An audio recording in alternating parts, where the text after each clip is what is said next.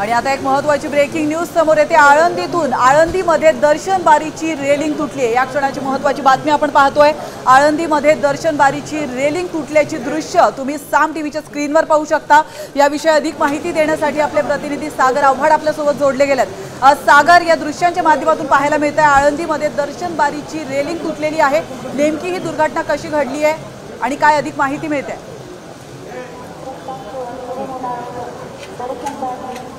नक्की आपण जर पाहिलं तर मी आता इंद्रायणी घाटावरती आहे आणि दर्शन रांगाची ही रेलिंग जी आहे ती पूर्ण तुटलेली आपल्याला पाहायला मिळते।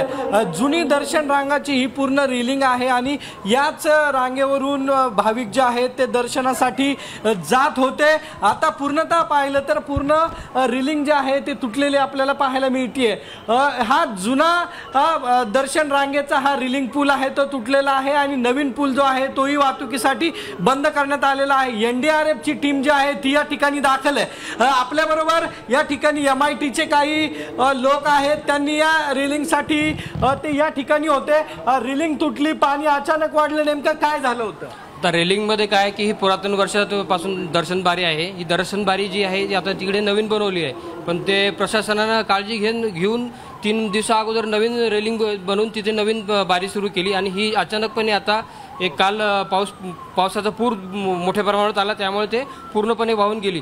प्रशासनाचं एक महत्त्वाचं पाऊल असं होतं की ही जर दर्शनबारी राहिली असती तर इथे दुर्घटना झाली असती, पण प्रशासनाचं एक उत्तम उदाहरण असं आहे की ती नवीन बारी अर्जंट तत्वावरती निर्माण केली, त्यामुळं हे खूप छान झालं। आणि माझं एक असं म्हणणं आहे की आतापर्यंत दर्शन बारीमध्ये म्हणजे आतापर्यंत जे काही कितीतरी वर्ष चालू आहे इतका मोठा पूर कधीही नाही आला नव्हता। म्हणजे पालखी प्रस्थानच्या वेळेस मोठा पूर जो आहे तो आलेला आहे। रेलिंग जी आपल्याला तुटलेली पाहायला मिळते। नक्कीच सागर, तुम्ही दिलेल्या माहितीबद्दल धन्यवाद। आपण पाहतोय आळंदीतली ही दृश्य आहेत।